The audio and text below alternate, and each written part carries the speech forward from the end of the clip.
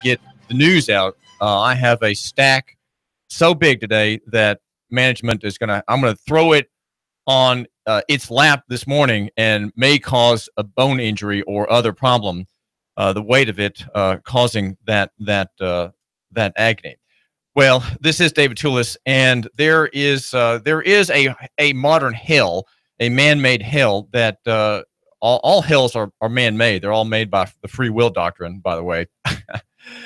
and one of them is in Wartburg, Tennessee. I'm bringing it up because I got mail in the past. In the past 4 days, I've gotten 2 pieces of correspondence from Grenda Harmer. He is a slave, and his number, just for a legal reference here, to meet federal requirements, his slave number is 88710. Now, this man in Wartburg, Tennessee, at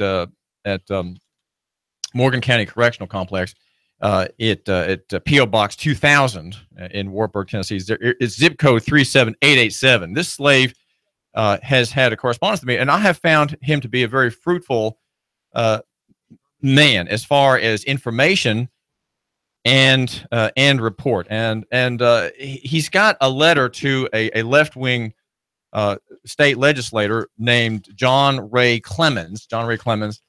You can see his picture from I think from a radio station website reposted at Nooganomics.com. John Ray Clemens, state representative, in letter that went up to him on October the 24th, making complaints about just how bad CoreCivic is in its hiring decisions and in its personnel appointments. Of course, low-level people, and they're low-level because all the while the shareholders of CoreCivic, the Corrections Corporation of America, have to make a profit. Now, I bring it up it just in God's providence, okay?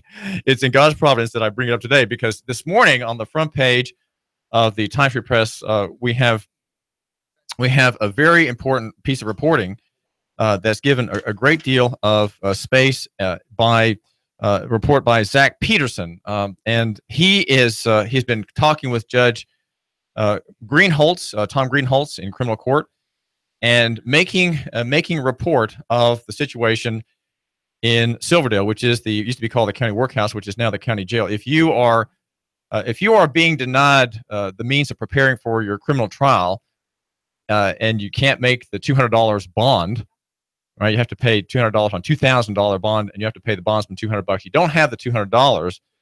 You are enslaved in Hamilton County, overseen by the sheriff's department. That's it. That's his job, is to maintain the jail. And of course, you're not being able to make a defense. You have no resources. You've lost your means. Your rent's overdue. You've been evicted in your absence. Your girlfriend has left. She was your living girlfriend. She has left with her 2 children. And the deputy is tomorrow going to be there overseeing the landlord, putting all your property on the side of the curb, right? Because you can't make the $200 bail to get out. So you're a slave there. And your slavery, you're being detained, is at the hand of CoreCivic, which is the contractor, the for-profit, money-making capitalist enterprise that is making a living off of your temporary bondage, your hopefully brief servitude. As Micawber says in one of the Dickens novels, hopefully something will turn up. And there you are in the jail with very bad food, and your colleagues across the very barren, cold aisle, and even in your own cell, are not people you really appreciate. You can't help them, and they when one of them urinates and you're trying to sleep, his urine splatters on your face because you're on the floor. And it's just very unfortunate that you have to have that ordeal. But sometimes you do get some catnaps between other men in that block getting free, holding their bladders. Okay, they hold their bladders, and you can get a bit of a nap because after all, that's all you have. You have time. Time is being stolen from you, and so you're given it back in plenitude by the jailer, the CoreCivic jailer. And well, I think that the urine story, that's from downtown. That's the place that's being closed by the sheriff. according to Times Free Press reporting in the past year. So we have this question about the marketplace, and we have this question about CoreCivic and the mistreatment. So here's my report by Grenda Harmer. He's a 25-year person who has I like what I like about him is his appreciation for legal concepts. He's a very smart man, and we've talked some legal questions between us. And one of the things that he's looking at is the grounds for complaint and abuse. Now, one of the main hinges of his complaints in the past, he's been put his life has been threatened. He had a hunger strike against conditions, but without any medical supervision. Right here, the CoreCivic allowed him to go weeks into a hunger strike without medically checking him. How's that for fiduciary duty, you wonder? Well, that's not what's in view here. That's a big topic, and the fact that he was given exposure to gang members, he thinks deliberately put into a position of personal danger by the guards, allowing gang members in other parts of the prison in Wartburg, or the prior. He's been a prisoner whom no one wants because he writes. Okay, he writes, and therefore he's the minority report, and we just don't want to have him. So right now, the warden at Wartburg is stuck with Grenda Harmer, who's in jail, I think, in prison for aggravated robbery and other crimes, and has been unable to make any restitution to his victims. And in all these years, 2 decades now, the state has not even thought to have him make any kind of reparations to the victims, as the Bible requires. Right? God requires restitution.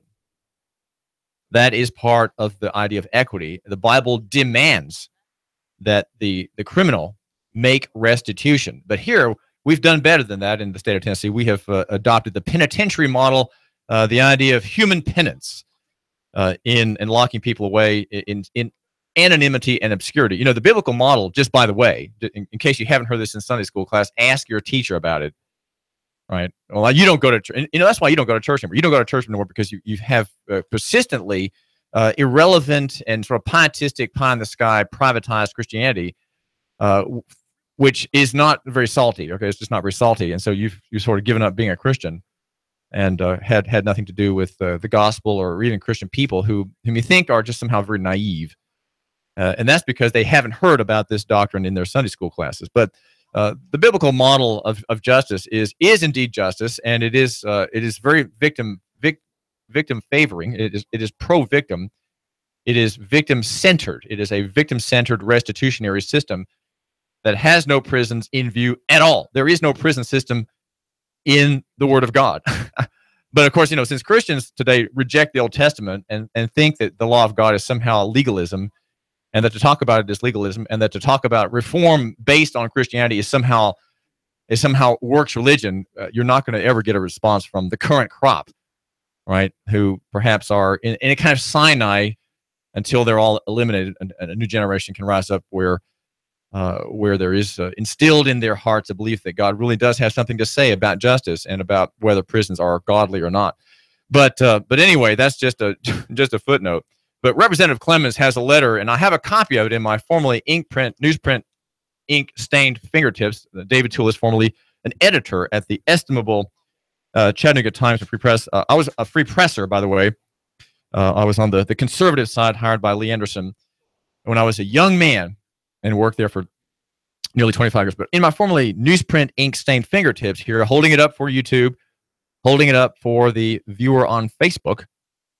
Yes, we're live on Facebook. All of our shows are live on Facebook, by the way, and they are at the Nooga Radio page, Nooga Radio on Facebook, and on YouTube, it's Hot News Talk Radio. And also, just you can have your browser on your phone tuned in to Noogaradio.com. That always streams our shows live. Noogaradio.com, just the website, Noogaradio.com, and it just goes on and on. It goes on TuneIn, the TuneIn Radio app, just so I don't forget anything. The TuneIn Radio app lets you have that app on your phone, a little mini website on your phone that will play our station anywhere on the globe, even if you're in Beijing making that big business deal and you want to hear Sean Hannity. Well, hear him with us, okay? You're with us through your smartphone. Well, the complaints by Grenda Harmer are, let's say they're petty complaints, okay? Let's just put things in perspective here and not overstate. The big story today, the Time for Press coverage about Judge Tom Greenhalgh's, who is very unhappy with CoreCivic. And this is a Time for Press story, a major story. I'd say it deserves front page play, much better than Metro. And the young reporter who has assembled this material over the course, no doubt, of several weeks, at least several days, is a commendable bit of journalism. His name is Zach Peterson. And he has given us a story. It printed out when I did screen grabs on the pages. It printed out at 5 pages. And I have it here. And I've read it carefully and I've marked it up.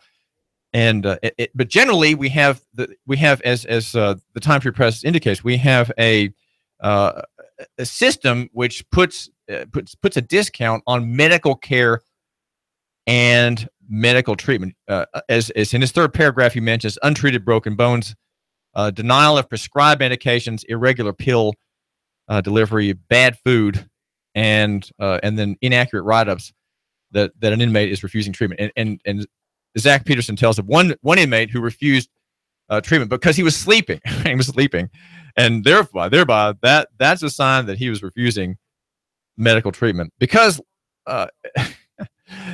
here's what Ray Clemens, the liberal legislator in Nashville, is going to hear about. And this is how Grenda Harmer does. He has 1, 2, 3, and he has a parenthesis on each side of the one, right? So open parens and closed parens on one. He has the date, July 28, 9:10 a.m. While I celled in unit 23A111, I asked Officer Wagner, let me in my cell to use the toilet. Officer Wagner replied, no, it's pod time. In other words, you have to be with you socializing, right? You got to socialize. I responded, I need to use the toilet. Officer Wagner replied, not during pod time. You'll have to hold it. Okay. Okay, so here you have the indignity of a man who's had a full breakfast and he had that second cup of coffee. Not the best coffee, but CoreCivic does have some expenditures on coffee, mid-level coffee probably. And he had that second cup, and he was trying to time everything to use the urinal before pod time, but he just couldn't get there. And Officer Wagner says you're going to have to hold it.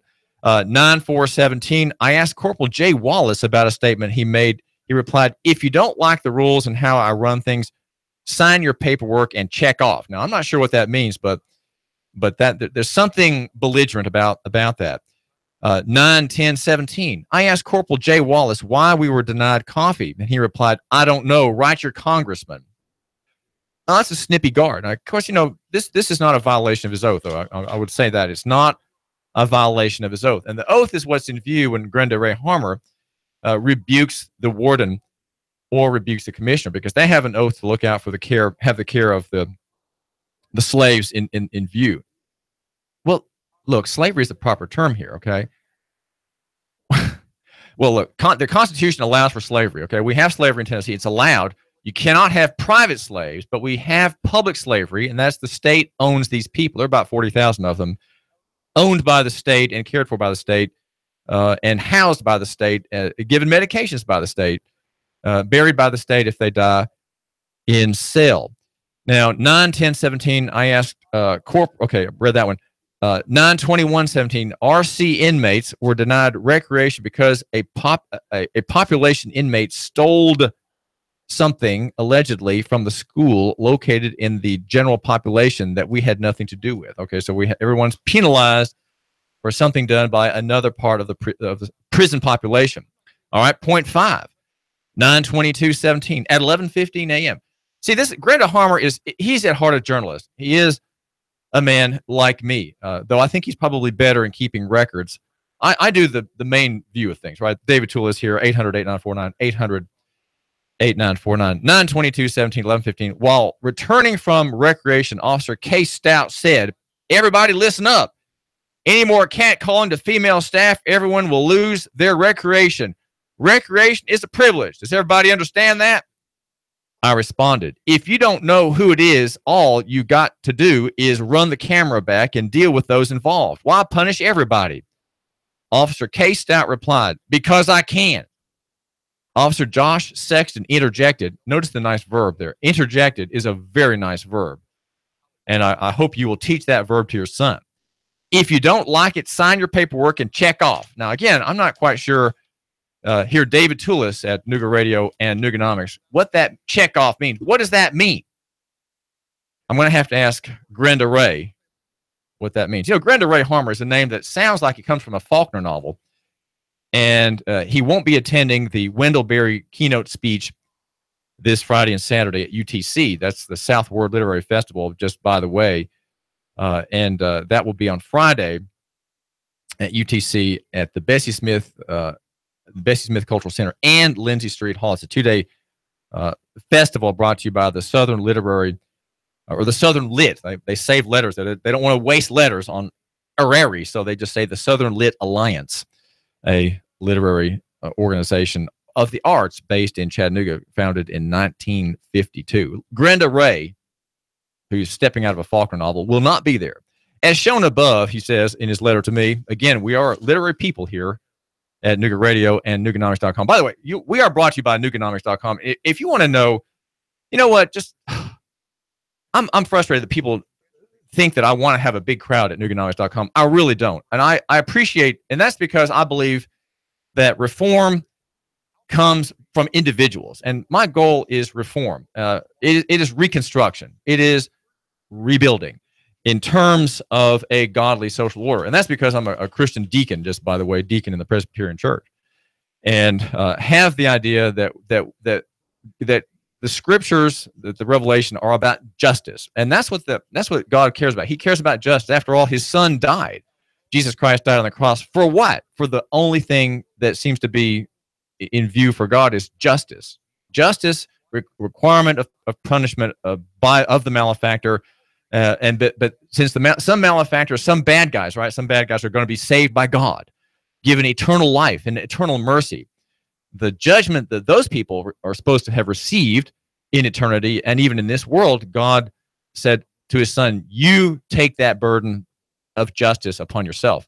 And that's the whole Christian narrative is this argument about the historical argument about the God-man Jesus Christ taking on a substitutionary atonement. That's what we have. We call it. It's called an atonement, and it is substitutionary.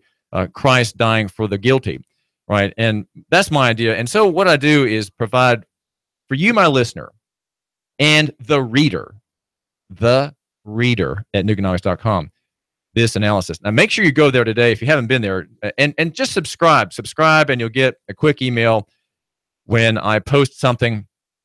And the story that I have today is a frightening story. And you say, well, David, you're not talking really much about local economy anymore. And I really am. I do talk about local economy all the time. That's kind of my main theme.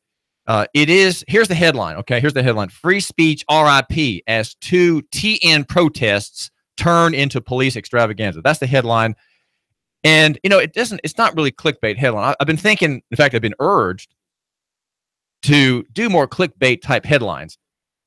Myself to do it. What I do is have a headline that says the whole thing. So in other words, if you read the headline, you don't have to read the story. That's the goal of a headline, to tell the whole in one swoop. And of course, that's the lead paragraph if it's well written by AP style, newspaper style, that Zach Peterson at the Times Free Press uses on his very fine reporting. You don't have to read the second paragraph and the third paragraph, right? You can if you want to, and you probably should, but you're not required to, because the head and the lead are so efficient, so effective, and so revelatory that you can just stop right there. That's the goal. But Nooganomics.com is the website for the man who matters. It's Nooganomics.com. That's Nooga. Yeah. Just like Chattanooga, right? The same thing. You got that? It's like the suffix of the Chatta part, the suffix. Chattanooga.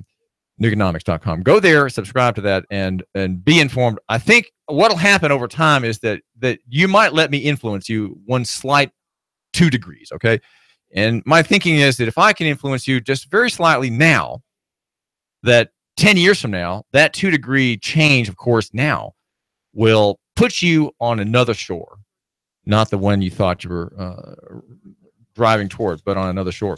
Now, Grenda Harmer, who's not going to be able to hear Wendell Berry because he's been enslaved by state government, and not been denied the means of restoring the wrong he committed in that robbery. He says, as shown above, MCCX staff are nasty and abusive. A nasty and abusive attitude is pervasive and should be stopped. Well, this slave is living in an ideal world. It should be stopped. Well, fine, it should be stopped. MCCX staff should not be allowed to deny offenders access to the toilet during pod activity, deny us recreation for something someone else does, and deny us food or drink we are entitled to. Is that the entitlement spirit? I wonder. Is he one of these bad guys asserting his rights? Is that what it is? Morgan County Correctional Complex staff, like Corporal Jay Wallace and officers Kay Stout and Josh Sexton, take PC offenders' recreation for any real or imagined slight, regardless how small the slight. When I challenge their behavior, MCCX staff become more abusive, making harsher threats. That's to him. And why do you make harsh threats? Because this man has a sense of dignity and a sense of pride and a sense of the rules, right? The rules are all he really has to stand on, statute and protocol. And he is alleging that these slave masters, the state corrections department officials, are doing just that. While I oppose and disagree with inmates who verbally or physically attack staff, he says, I also and oppose staff who does likewise.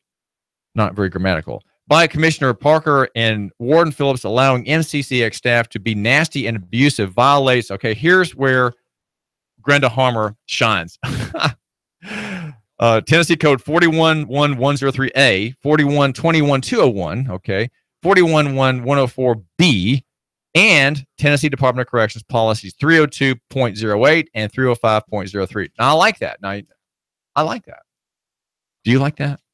Well, I think all we have appealed to is law in the end. We have appealed to law, and I would say we appealed to God through our constitutional rights. We use our constitutional rights that God has given us and are guaranteed by this parchment, the old parchment of our Tennessee Constitution and our federal Constitution. We have these rights, and we need to understand them and premise our opposition, premise our naysaying, premise our expressions of skepticism, right, upon the law.